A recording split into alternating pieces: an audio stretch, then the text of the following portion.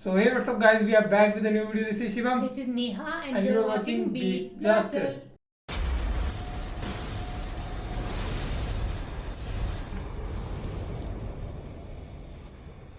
So आपके लेके आ गया नई वीडियो और आज की वीडियो होने वाली है प्रॉफिट मोहम्मद की शादी जिसका एक टाइटल उठा हुआ है मुद्दा, उसका आज एक हम जवाब ढूंढेंगे। उसकी सारे के सारे जो भी टॉपिक्स और न्यूज चैनल पे आ रहे हैं, हर जगह आ रहे हैं, उसका ये जवाब है।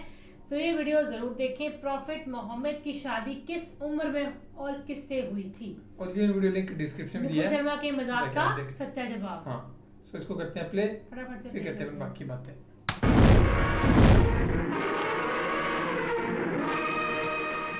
नमस्कार दोस्तों, पैगंबर मोहम्मद साहब की शादी का बीजेपी प्रवक्ता ने मजाक उड़ाया। पूरी दुनिया के मुस्लिम मुल्क भारत देश से नाराज हो गए। आज मैं आपको पैगंबर मोहम्मद की शादी कब हुई, किससे हुई, जिनसे हुई उनसे क्यों हुई, 10 शादियों का जिक्र करके जो मजाक बनाया गया, क्या वो सही है?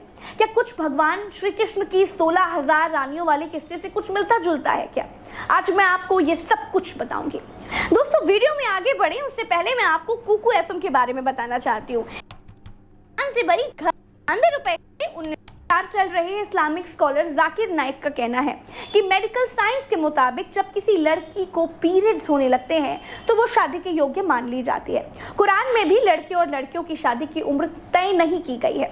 बस इतना कहा गया है कि जब लड़की और लड़कियां बालिग हो जाएं तो उनका निकाह कर देना चाहिए। मुस्लिम धर्म गुरुओं के मुताबिक दुनिया के हर किस्से में लड़कियों को पीरियड्स की उम्र अलग अलग बताई जाती है। ठंडे इलाकों में लड़कियों का मासिक धर्म देर से शुरू होता है, जबकि गर्म देशों में 9 से 10 साल में शुरू हो जाता है। सऊदी अरब एक गर्म जलवायु वाला देश है। मुस्लिम जानकारों के मुताबिक वहां की लड़कियां 10 साल में ही बड़ी हो जाती हैं। मुस्लिम स्कॉलर्स के मुताबिक उस समय हजरत आयशा की नबी से शादी 9 साल में बालिग उम्र में हुई थी। दारुल उलूम देवबंद की वेबसाइट दारुल इफ्ता के मुताबिक हजरत मोहम्मद साहब से हजरत आयशा की जब शादी तय हुई थी तब उनकी उम्र 6 साल की थी। जब उनकी रुखसती यानी जब उनकी विदाई हुई, यानी जिसे गौना भी कहा जा सकता है, तब उनकी उम्र 9 साल कुछ महीने की थी। सही बुखारी के मुताबिक नबी से निकाह के वक्त हजरत आयशा की उम्र 6 साल थी और नबी की उम्र 53 साल की थी, मगर उनकी रुखसती 9 साल की उम्र में तब हुई जब वो शारीरिक रूप से बालिग हो गई और रुखसती का ये पैगाम उनकी मां ने ही भिजवाया था। जामिया मिलिया इस्लामिया से इस्लामिक रिसर्च में एमए कर चुके अबरार अहमद कहते हैं कि इस्लामिक वर्ल्ड में रिसर्च बहुत कम हुए हैं। मौलवियों ने सुनी सुनाई बातों पर ही आमतौर पर कायम तारीखी रिवायतों को ज़्यादा फॉलो किया हुआ है। दरअसल मोहम्मद साहब और हजरत आयशा की शादी कोई अचानक नहीं हुई थी। इसे लेकर एक पूरा प्रसंग है। उनकी पहली पत्नी की मौत के लगभग 10 साल बाद हजरत आयशा से शादी तय हुई थी। कुछ इतिहासकार ये मानते हैं कि शादी के वक्त हजरत आयशा की उम्र 19 साल की थी। भोपाल के मुफ्ती अब्दुल रहमान अहमद कहते हैं हजरत आयशा की उम्र रुखसती के वक्त 18 के आसपास रही होगी। काशना नबुवत किताब में भी हजरत आयशा रजी की शादी के वक्त उम्र 18 साल बताई गई है।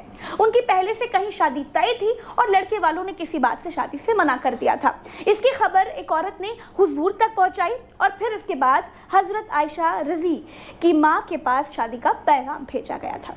दरअसल हुजूर ने अपनी पूरी जिंदगी अपनी पहली बीवी हजरत खादिजा की मौत के बाद 10 और शादियां की और इनमें हजरत आयशा के अलावा बाकी सब विधवा और तलाकशुदा थीं और अलग अलग परिस्थितियों के कारण समाज से बहिष्कृत महिलाएं थीं। अबरार अहमद कहते हैं कि इन शादियों का मकसद समझने के लिए आपको पैगंबर मोहम्मद साहब के उस वक्त के उस सामाजिक आर्थिक हालात और कुरीतियों को समझना बेहद जरूरी है।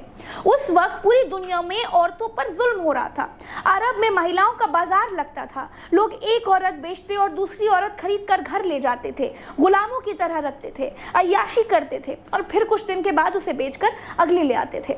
औरतों के इन हालात के कारण ही वहां के लोग लड़की पैदा होते ही उसे गड्ढा खोदकर जीवित दफन कर दिया करते थे। जो औरत विधवा हो जाया करती थी या फिर तलाकशुदा हुआ करती थी, उन्हें भी बाजार में बिठा दिया करता था। तब नबी ने इस परिस्थिति और ऐसे बाजार का विरोध किया। लोगों को समझाया कि तुमको कोई औरत पसंद है तो उसके साथ निकाह करो, उसे उसका हक अदा करो, उसको इज्जत दो, सम्मानजनक जिंदगी दो। विधवा से शादी करो, गुलाम से शादी करो या तलाकशुदा से शादी करो, उसे हमेशा अपनी सुरक्षा दो। इस्लामिक मामलों के जानकार मानते हैं कि तब मोहम्मद साहब के अनुयायियों को ये बातें बड़ी अटपटी लगती थी, क्योंकि वो कुरीतियों से अभ्यस्त हो चुके थे। इसीलिए उन्होंने लोगों का माइंडसेट बदलने के लिए समाज में अलग अलग कारणों से बहिष्कृत और घृणित समझे जाने वाली 9 औरतों से शादी करके अपने समर्थकों और अपने अनुयायियों को ये दिखाया कि तुम्हारे पैगंबर साहब इनसे शादी कर रहे हैं तो तुम क्यों नहीं कर सकते हो। उन्होंने ऐसी औरतों को समाज में मान्यता दिलाई और उनसे शादी करने को पुण्य बताया। कुछ विद्वान मोहम्मद साहब की शादियों को तत्कालीन परिस्थितियों और रणनीतियों का हिस्सा भी मानते हैं। उनके बाद इस्लाम के प्रचार प्रसार की जिम्मेदारी को हजरत आयशा ने बखूबी निभाया था। तो दोस्तों, जो बातें मैंने आपको बताई हैं, ये सब बातें अलग अलग जगहों से ली गई हैं। इससे आप मोटा मोटा अंदाजा ये लगा सकते हैं कि बीजेपी की प्रवक्ता नुपुर शर्मा ने जो भी कहा था वो चढ़ाने के लिए या फिर नीचा दिखाने के लिए ही कहा था, जिसकी बाद में उन्होंने माफी भी मांगी। अगर ईश्वर एक है तो दूसरे धर्म के ईश्वर को गाली देकर आपका भला कभी नहीं हो सकता। ईश्वर इंसान से तो बड़ा होता ही है, और अगर दूसरे धर्म का ईश्वर आपसे नाराज है और ईश्वर अल्लाह सब एक ही है तो आपका कल्याण कैसे हो सकता है। खैर दोस्तों, चलते हैं, आज के लिए इतना ही।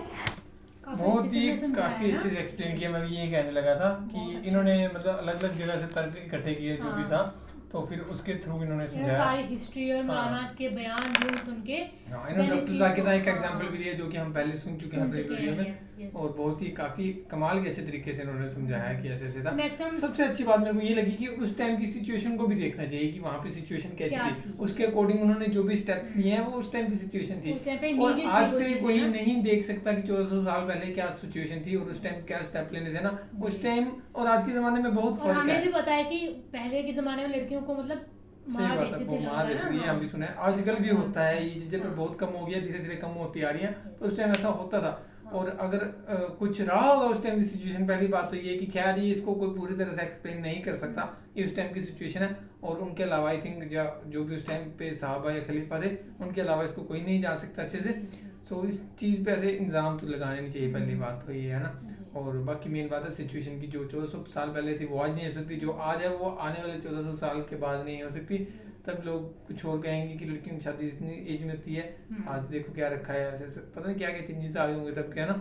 सो बाकी आप बताना आपकी क्या राय है कमेंट्स में, और बाकी वीडियो सजेस्ट करते रहना जो भी हम चाहते हैं। बाकी thank you so much for ये बात ना आप हर वीडियो में बोलते हो, मुझे ना कभी कभी इतनी इरिटेट होती है इस बात को सुन के कि बाकी आप अपनी राय कमेंट में सजेस्ट कर देना, मतलब हर वीडियो में आई। तो फिर मेरे को पता कौन सी बात इरिटेशन होती है, जब मैं बोलती हूँ कि सब्सक्राइब करना तो ये बहुत चिढ़ते हैं। मेरे को उसमें इरिटेशन होती है जब कहती है ना हर बात में सब्सक्राइब करना, मैं खत्म होती है, एक बार बोला है सब्सक्राइब करना ना हर बात, जब हमें बोले तो बार बार क्या सजेस्ट करना वीडियो।